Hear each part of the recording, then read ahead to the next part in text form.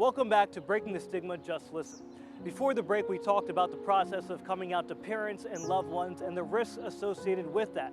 But in our fourth and final part, we're going to discuss how coming out isn't just a one-shot and you're done type thing.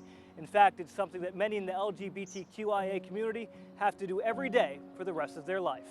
I think oftentimes we think of coming out as being a snapshot moment in time, right? So you're not out, and then all of a sudden you come out, and then you're out. When it comes to being out, those in the LGBTQIA community must consider every time they meet somebody new if it's worth it. For Kai, who is non-binary bisexual, it's an everyday thing because most people assume Kai's gender based off appearance alone. I've gotten used to it because that is my life, the weighing whether or not it's worth it to come out to someone. And sometimes when I meet someone, I won't come out to them, and then it turns out that they're in my life for more than I thought they would be, and I'm like, hey, by the way, and so I bring it up later. So it is a constant weighing of that, which, you know, is what it's like to be non-binary. The weighing of that decision has many factors, including whether or not the person will become confrontational towards them because of it. There's also the factor of being out in the workplace and how that can affect them. For Mark, who is a United States Marine and served during the Don't Ask, Don't Tell era, he was never able to be out to his fellow soldiers for risk of losing his job. Not only was it not allowed, but it was frowned upon, and it was also something that you did not explore. So in that process, when I was in the military, I would just go ahead and try to keep that persona as a straight heterosexual male. But acting heterosexual at work is not uncommon. According to Dr. Diane Illig, the research actually shows roughly 50% of those in the community are closeted at work. Although Maryland and Delaware protects people on the basis of gender identity and sexual orientation, 29 states in this country, including Virginia, don't have those protections.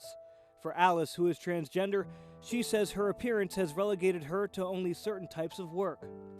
It can be difficult, and it's difficult no matter where I go, especially because I can't do the customer service jobs, so I end up with like the blue-collar guys. In fact, Alice says she can't do customer service jobs because of the constant interaction with new people and hurtful past experiences. I even had one person like pull me aside, like, okay, well, hold on, guys, I can... You're a guy, right? And so what'd you say? Away. What'd you say? No? No. But, I mean, you got those big arms. Yeah, I'm 6 foot tall. There's a lot of big to me. And he's just like, oh. And he just like shook his head like he didn't understand what was going on and walked out the store. How frustrating is that for you? Because it's clearly this is not a guy. It's frustrating. It's frustrating every time I bump into it. I can't not get away from it. Another thing those in the community can't get away from, the question of PDA. According to Dr. Illig, those same-sex acts of PDA, even holding hands, can draw looks of disgust, or worse, even violence. So we have an instance of a Morgan State University student, this was a couple of years ago, got out of his truck and beat 2 men to being hospitalized because they did something that he found offense to. He was in his truck. He didn't have to get out and do that. He could have kept driving. So how do we solve it? According to Alice, Mark, Chris, and Kai, more awareness, more open-mindedness, and more conversations where people ask questions and then just listen. Non-binary people exist. We're not making it up. We're not confused.